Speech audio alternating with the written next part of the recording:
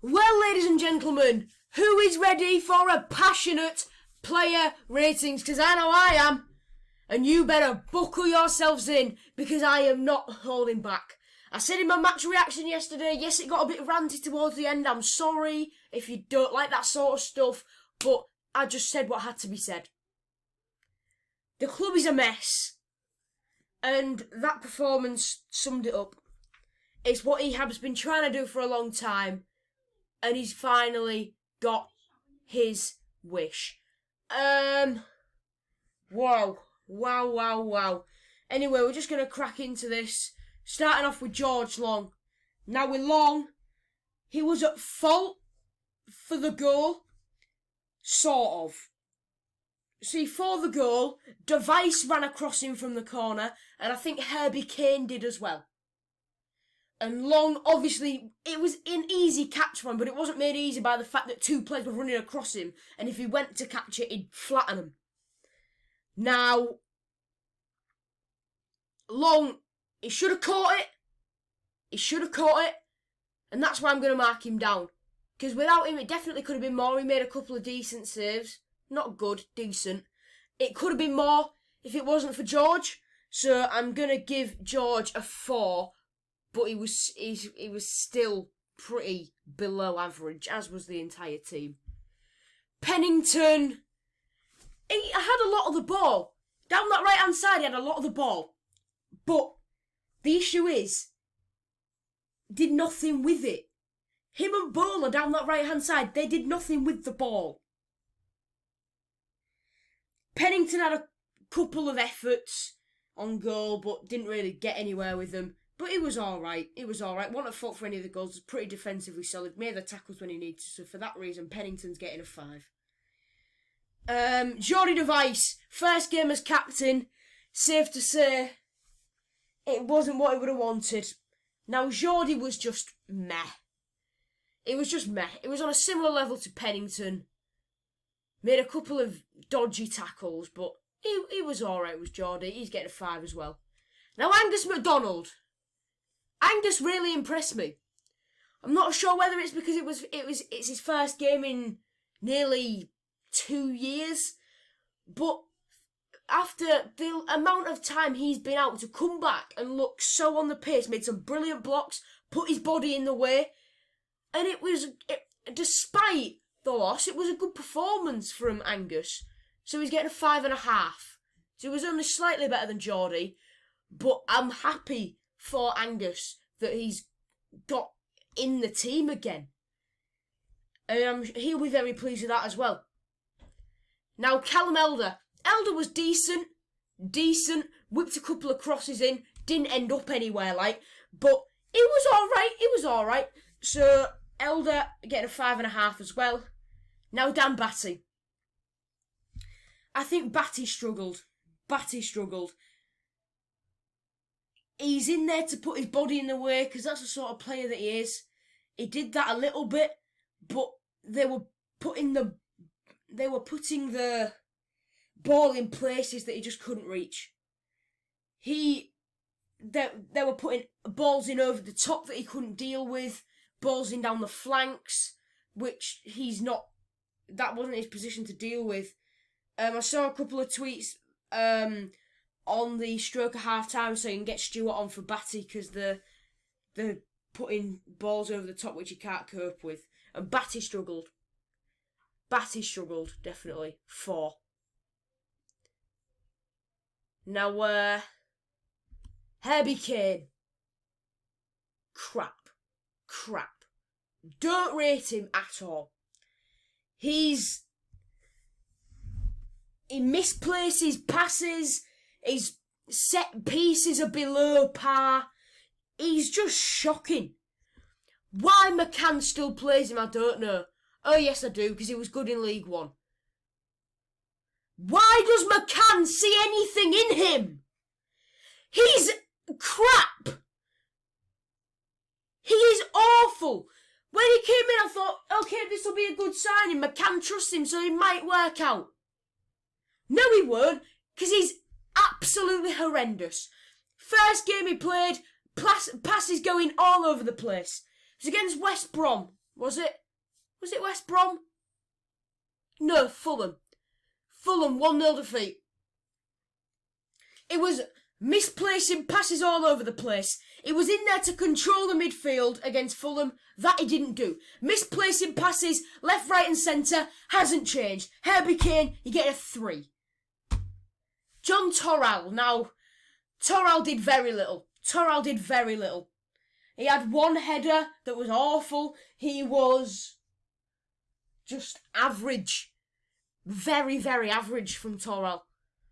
He's getting a 3 as well. He was shoddy. He was...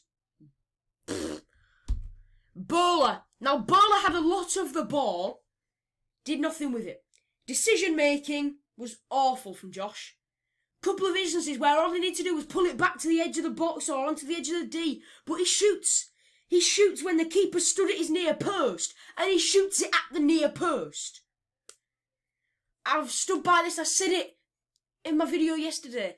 If Bowler had better decision making, he'd be one of the best players in this league. Because he's always there. He's always getting on the ball, trying to make things happen. Bowler, I'm giving a 4.5. But if he just had that little bit more, that thing in his brain which said, right, I've got to pass that back to John, I've got to whip that in for Tom, you know, could work out. Malik Wilks, now, for someone who wants to stay at the club, that performance was horrendous from Malik. Getting caught up by centre-backs who were about 5-6 years older than him and on paper nowhere near his pace. He's supposed to be one of the fastest players in the league when we brought him in. He's not shown that at all. His work rate getting up and down the flanks, awful. Never covering for Pennington, never helping out on the back. He's just awful. That performance was awful, Malik. And you've got one more game left, and the club wants to keep you. And you've said you want to stay. Show it on the pitch. It's a 2. Tom Eaves getting the same. 2. Getting shrugged off the ball by people half his height. He's 6'3". Someone my height, about... He can't have been much taller than me, that the fullback who was shrugging him off. He must have been about at least 2-3 inches taller than me. I'm about 5'3", 5'4". Someone just taller than me, Tom, was shrugging you off the ball like it was nobody's business. You were towering over him. He was just stood there. He was running alongside you and you were losing the ball to him, Tom. Putting the crosses into the box. Your heading accuracy was horrendous.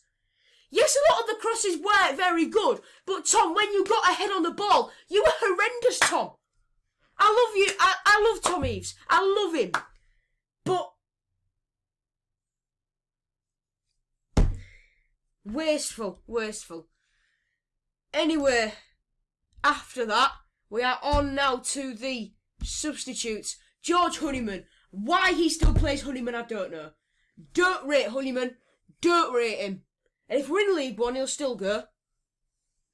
Because he left Sunderland in League One, didn't he?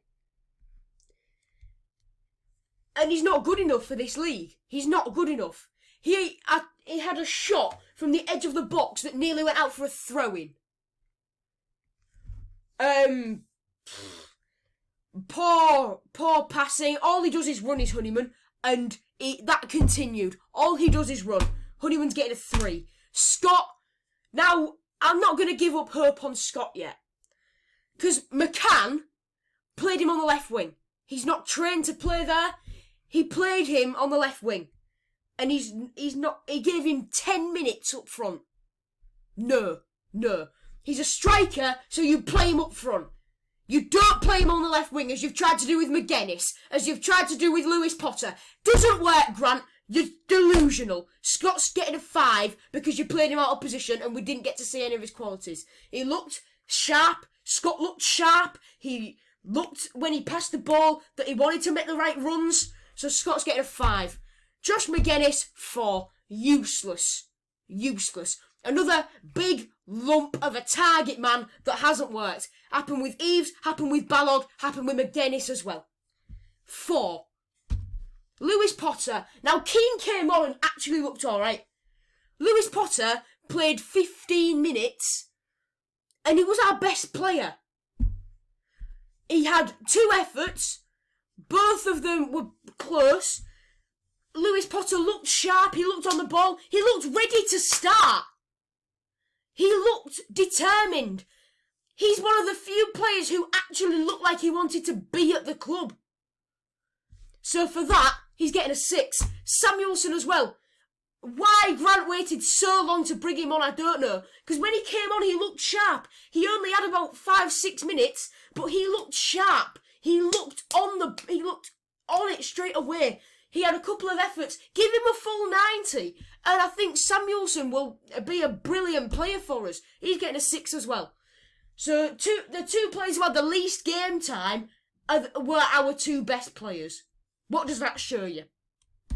Anyway, that leaves the unused substitutes as Ingram, Tafazoli, Burke and Stewart. Now, what's left is to rate the manager.